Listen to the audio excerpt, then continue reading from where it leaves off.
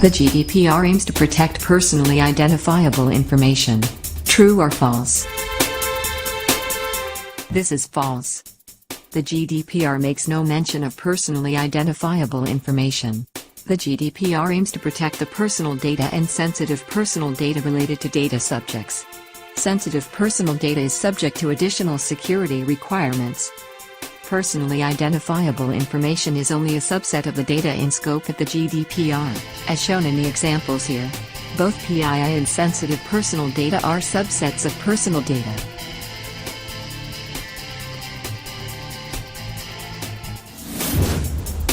Under the GDPR, organizations must obtain consent. True or false?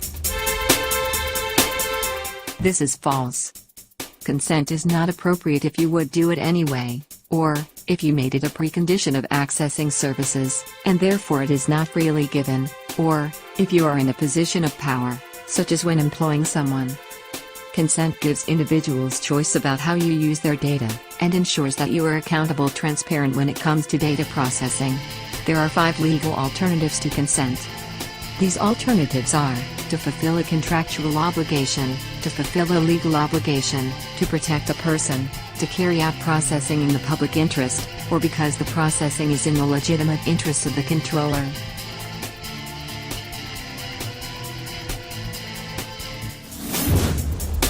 Under the GDPR, profiling activities require consent. True or false? This is false. Consent to profiling is only required if the profiling activities produce legal effects or significantly affect the data subject. In most cases, targeted advertising can continue regardless of the GDPR, as the processing of data for this purpose is unlikely to do so. Explicit consent is also one of the legal bases on which solely automated decision-making, including profiling, can be performed, or when sensitive personal data can be processed via solely automated decision-making, including profiling.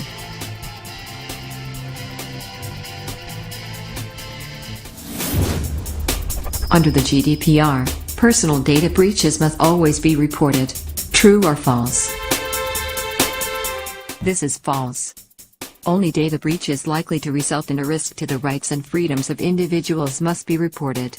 This would be the case for processing activities resulting in discrimination, damage to reputation, financial loss, loss of confidentiality, or any other significant economic or social disadvantage. A notifiable breach has to be reported to the relevant supervisory authority within 72 hours of the organization becoming aware of it.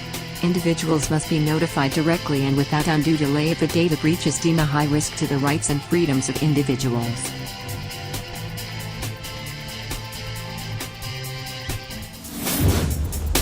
Every organization needs a data protection officer. True or false? This is false. Data protection officers are only essential appointments in the case of public authorities, organizations that engage in large-scale systematic monitoring, and organizations that engage in large-scale processing of sensitive personal data.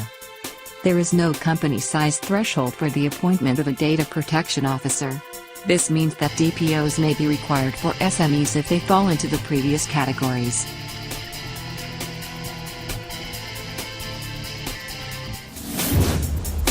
Organizations can't refuse a request for erasure. True or false? This is false. Also known as the right to be forgotten, the right to erasure does not provide an absolute right to be forgotten. A request for erasure can be denied to exercise the right of freedom of expression and information, or to comply with a legal obligation, or for the performance of a public interest task or exercise of official authority, or for public health purposes in the public interest, or for archiving purposes in the public interest, scientific research, historical research, or statistical purposes, or for the exercise or defense of legal claims. The right to erasure applies when the personal data is no longer necessary in relation to the purpose for which it was originally collected or processed, or if the individual withdraws consent. or, if the individual objects to the processing and there is no overriding legitimate interest for continuing the processing, or, if the personal data was unlawfully processed, or, if the personal data has to be erased in order to comply with a legal obligation, or, if the personal data is processed in relation to the offer of information society services to a child.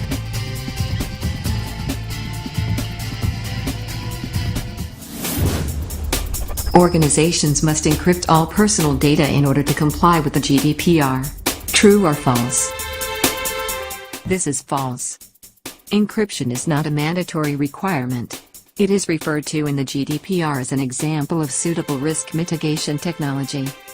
Businesses need to assess the scope, nature and context of processing to determine whether encryption is a suitable tool for them. Encryption alone doesn't make businesses compliant with the GDPR. Not encrypting all personal data doesn't mean that data will be at risk of exposure.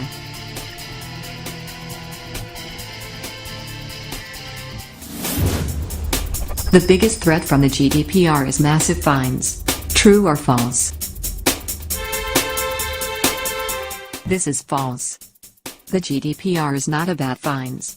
It's about putting the consumer and citizen first. Supervisory authorities are empowered to impose significant administrative fines on both data controllers and data processors. The fines are discretionary and must be imposed on a case-by-case basis and must be effective, proportionate and dissuasive. Fines may be imposed instead of, or in addition to, measures that may be ordered by supervisory authorities. Fines may be imposed for a wide range of contraventions, including purely procedural infringements. Some contraventions will be subject to fines of up to €10 million, or 2% of global turnover in the case of undertakings, whichever is the higher.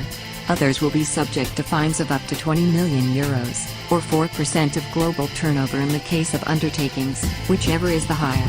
How the authorities were told about the breach, the risks and mitigation activities associated with the breach, as well as how cooperative the organization was, will all play a part in the calculation of the fine.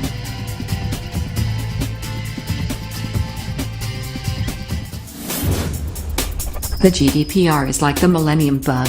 Reach the deadline and you can breathe a sigh of relief. True or false? This is false. 25th of May 2018 is the date the GDPR comes into force. But unlike the Y2K millennium bug, GDPR compliance is not focused on a fixed point in time. GDPR compliance will be an ongoing journey. Organizations will need to put in place key building blocks. They must understand the regulation. They must ensure organizational commitment from all stakeholders. They must understand their processes and the information they have. They must implement accountability measures, and they must train staff. Complying with the GDPR is a change program and must be treated as such.